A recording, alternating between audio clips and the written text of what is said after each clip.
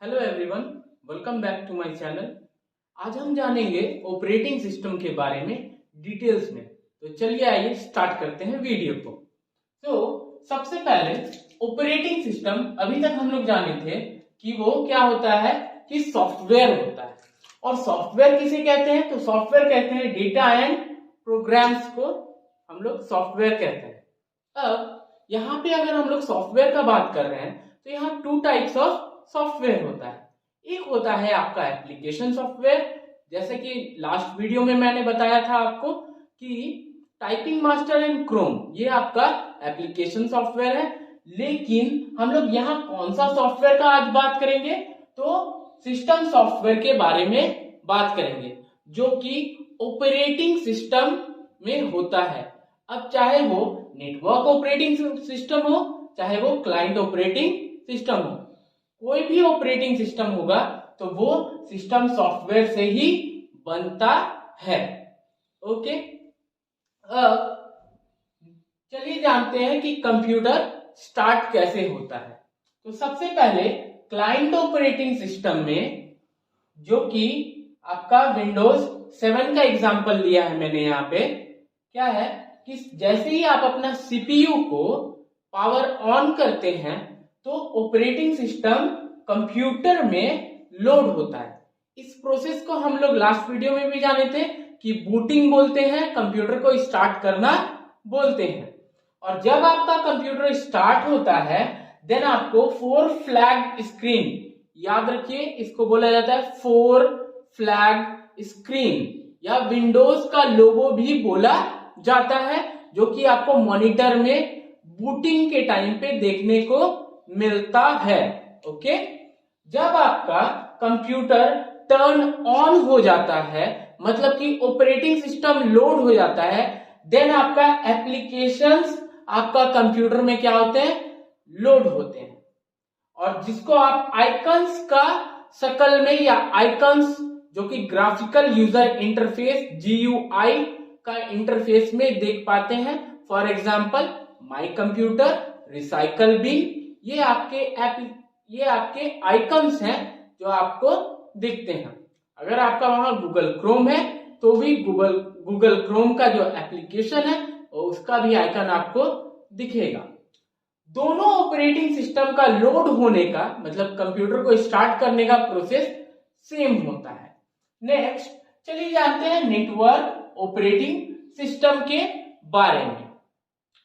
तो जैसे कि ये भी एक आपका सिस्टम सॉफ्टवेयर है, मैंने अभी बताया आपको कि जितने भी ऑपरेटिंग सिस्टम्स होंगे वो सिस्टम सॉफ्टवेयर्स होते हैं जो कंप्यूटर को टर्न ऑन करते हैं। अब यहाँ पे नेटवर्क ऑपरेटिंग सिस्टम का मतलब होता है सर्वर। चलिए जानते हैं कि सर्वर क्या होता है। देखिए, सर्वर का मतलब होता है सर्व करना। सर्व से मतलब कुछ देना, ठीक है। जैसे फॉर एग्जाम्पल मैं एक टीचर हूं, मैं आपको नॉलेज दे रहा हूं, तो मैं क्या हुआ आपके लिए? सर्वर, और आप मेरे लिए क्या हुए? क्लाइंट। चलिए और जानेंगे। तो सर्वर में क्या होगा? अभी बताया मैंने कि सर्वर सर्व करता है। अगर सर्वर सर्व करेगा तो उसमें डेटा क्या होना चाहिए? स्टोर्ड होना चाहिए। अगर मैं आपको पढ़ा रहा हूं तो आप हमसे क्या सीखेंगे?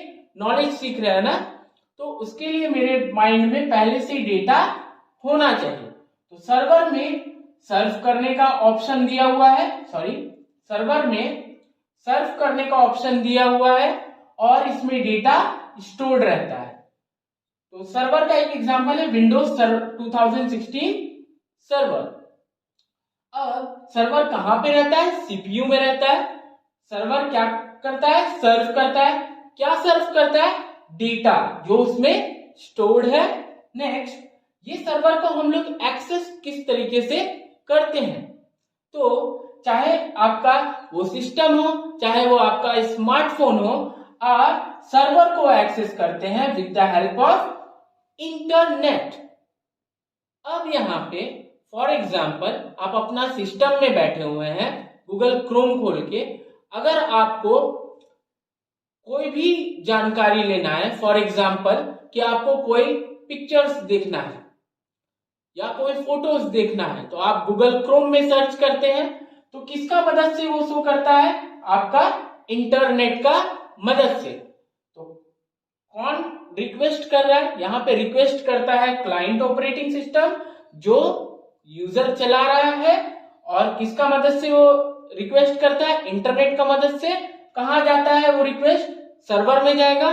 सर्वर से अगेन इंटरनेट को यूज करके आपके पास में वो इंफॉर्मेशन आता है।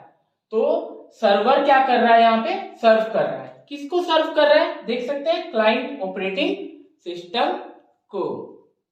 चलिए जानते हैं आइकन क्या होता है। तो आप जब अपना डेस्कटॉप कंप्यूटर या अपना लैपटॉप जब ऑन करते हैं तो आपको वहां पे my computer, recycle bin, Chrome etcetera दिखता है आपको स्क्रीन में, जो कि उसका इंटरफेस होता है ग्राफिकल यूजर इंटरफेस, जिसको शॉर्ट में GUI भी बोलते हैं। और उसको देखने से आपको समझ में आ जाएगा कि इसका अंदर में क्या है। अगर माय कंप्यूटर जो कि आपको स्क्रीन में दिख रहा है तो उसका अंदर में क्या रहता है? ऑब्वियस सी बात है कि माय कंप्यूटर ओपन करने से आपको अपना ड्राइव दिखेगा वहां पे, जो कि इस फॉर्मेट में रहता है।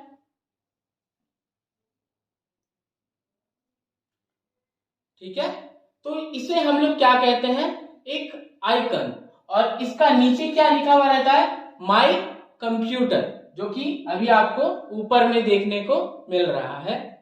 ओके, अब ये डेफिनेशन है एक आइकन का। क्या लिखा है? Icon is a small graphical representation of a programme.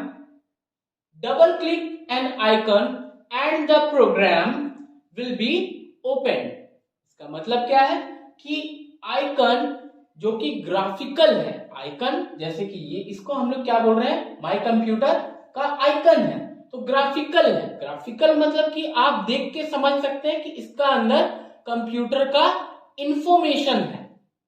तो अब ये क्या है? एक प्रोग्राम है और इसमें अगर आप डबल क्लिक करते हैं तो ये ओपन हो जाएगा। ये हम लोग जान रहे थे आइकन्स के बारे में, जिसका इंटरफेस क्या था? Graphical user interface. मतलब क्या था कि वो आपको दिखेगा, उसका पिक्चर्स भी दिखेगा कि कौन सा फॉर्मेट में है। जैसे माय कंप्यूटर का पिक्चर आपको दिखा तो उसको हम लोग क्या बोलते हैं? GUI इंटरफेस, मतलब कि ग्राफिकल यूजर इंटरफेस। चलिए जानते हैं कि ये ग्राफिकल यूजर इंटरफेस क्या होता है, और इसके साथ ही साथ जानेंगे कि CUI क्या होता है। तो देखिए, ऑपरेटिंग सिस्टम 2 टाइप्स का होता है। एक होता है आपका ग्राफिकल यूजर इंटरफेस और एक होता है character user interface. Graphical user interface में यूजर को, मतलब कि जो कंप्यूटर चला रहा है, उस यूजर को कमांड याद करके रखने का जरूरत नहीं पड़ता है, क्योंकि यहाँ पे सब कुछ ग्राफिकली या पिक्चर जैसा फॉर्मेट में बना हुआ है। आपको माउस एंड कीबोर्ड का मदद से क्लिक करके आप अपना काम इजीली कर सकते हैं। तो ग्राफिकल यूजर इंटरफेस का एग्जांपल है, जिसे आपने देखा होगा अपने कंप्यूटर में, जो कि विंडोज 7, 8, 8.1 एंड 10 होता है। ये with the help of keyboard and mouse access किया जा सकता है। Coming to CUI, character user interface, ये माइक्रोसॉफ्ट डिस्क ऑपरेटिंग सिस्टम होता है, इसका फुल फॉर्म। अब यहाँ पे आप माउस का काम नहीं कर सकते हैं, आपको यहाँ पे अपना कीबोर्ड से कमांड देना पड़ेगा, तभी जाके आपका काम होता है। चलिए जानते हैं GUI इंटरफेस के बारे में। तो GUI का फुल फॉर्म है ग्राफिकल यूजर इंटरफेस, जिसमें आपको पिक्चर्स दिखने को मिलता है, जो अभी आपको स्क्रीन में दिख रहा होगा। अब GUI में आप माउस एंड कीबोर्ड दोनों का यूज कर सकते हैं। Third, a GUI uses pictures and graphics जैसा कि अभी मैंने आपको बताया कि इसमें पिक्चर्स और ग्राफिक्स वो देखने को मिलता है। GUI can do more than one task. क्या बोला गया कि एक GUI इंटरफेस जो होता है वो एक बार में बहुत सारा काम कर सकता है, बहुत सारा एप्लीकेशंस रन कर सकता है, यूजेस मोर मेमोरी। ऑब्वियस सी बात है कि अगर आपका कंप्यूटर एक बार में 3-4 काम कर रहा है तो उसको मेमोरी का जरूरत ज्यादा पड़ेगा। ये कौन सा मेमोरी का बात कर रहा है, तो ये रैम का बात कर रहा है। After that GUI is very friendly and easy to remember. मतलब क्या है कि GUI में आपको जैसा पिक्चर्स और ग्राफिक्स दिख रहा है तो वहां पे आपको प्रॉब्लम नहीं होगा इसको चलाने में। इसीलिए इसको बोला गया है कि ये फ्रेंडली होता है और इसको आसानी से याद रखा जा सकता है। चलिए जानते हैं CUI के बारे में।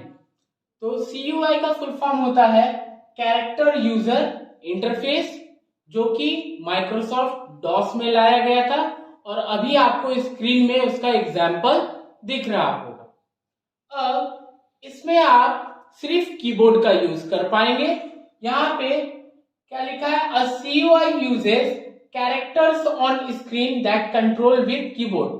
बोला गया कि CUI जो इंटरफेस होगा उसमें कैरेक्टर मतलब कि कमांड का यूज किया जाएगा, जो कि आपको स्क्रीन में दिखेगा जब आप अपना कीबोर्ड से इसको लिखेंगे या टाइप करेंगे। ये एक बार में एक ही टास्क कर पाता है जो CUI होता है।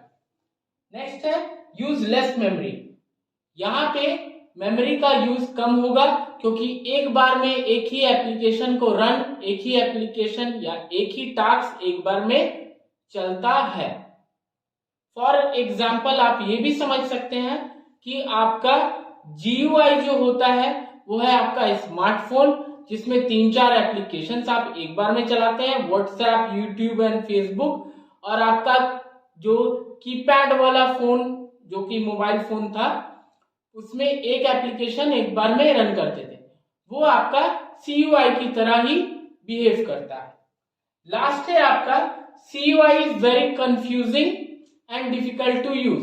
जो CUI होता है कैरेक्टर यूजर इंटरफेस, इसमें आपको कमांड याद होना चाहिए, अदरवाइज आप इसको यूज नहीं कर पाएंगे।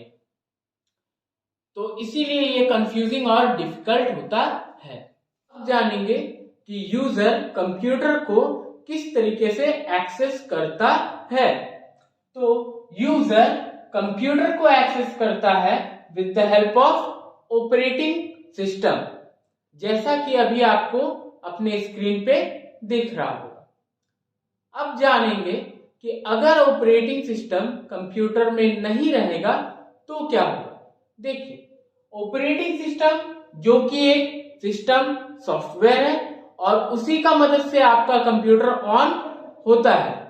तो अगर आपका ऑपरेटिंग सिस्टम या सिस्टम सॉफ्टवेयर कंप्यूटर में नहीं रहेगा तो आपका कंप्यूटर टर्न ऑन नहीं होगा और ना ही आप कोई भी एप्लीकेशन को यूज कर पाएंगे। इसका मतलब आप अपना कंप्यूटर को इस्तेमाल नहीं कर सकेंगे। नाउ यूजर किस तरीके से इनपुट भेजता है। देखिए, यूजर जो है ह्यूमन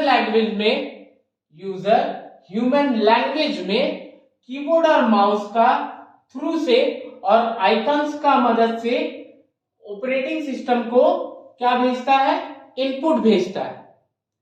और यहाँ पे ह्यूमन लैंग्वेज को मशीन लैंग्वेज में बदल के कंप्यूटर को दिया जाता है।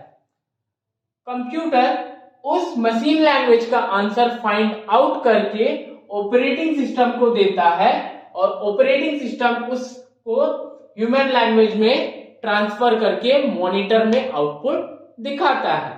मतलब यूजर ह्यूमन लैंग्वेज भेजता है, ऑपरेटिंग सिस्टम उसको मशीन लैंग्वेज में ट्रांसफर करेगा और कंप्यूटर को देगा। Again computer machine language send करेगा और ऑपरेटिंग सिस्टम यूजर के लिए उसको ह्यूमन लैंग्वेज में ट्रांसफर कर देता है। तो ऑपरेटिंग सिस्टम क्या है, एक प्लेटफॉर्म है जिसका मदद से ही डेटा एक्सचेंज होता है एक दूसरे में। मशीन कौन सा लैंग्वेज समझता है? तो वो है आपका बाइनरी लैंग्वेज 0 एंड 1। अब जानेंगे विंडोज अपना डेटा कौन सा ड्राइव में रखता है। तो विंडोज अपना डेटा सी ड्राइव में रखता है, जो कि डिफॉल्ट ड्राइव होता है कंप्यूटर का, और फर्स्ट पार्टीशन होता है हार्ड डिस्क का। अब एक और चीज आता है कि बाकी डेटा कंप्यूटर कहां रखेगा? तो डी, ई, एफ एक्सेट्रा में अपना एक्स्ट्रा या एडिशनल डेटा रखता है। For example videos, photos, documents, इस टाइप का डेटा। ए और बी क्यों यूज नहीं होता है? तो ए और बी फ्लॉपी डिस्क ड्राइव के लिए रिजर्व कर दिया है, इसलिए इसका यूज हम लोग नहीं कर पाते हैं। तो आज के लिए इतना ही।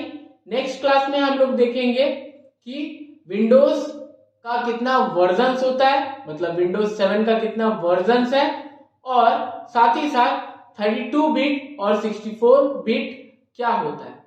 तब तक के लिए इतना ही। Thank you.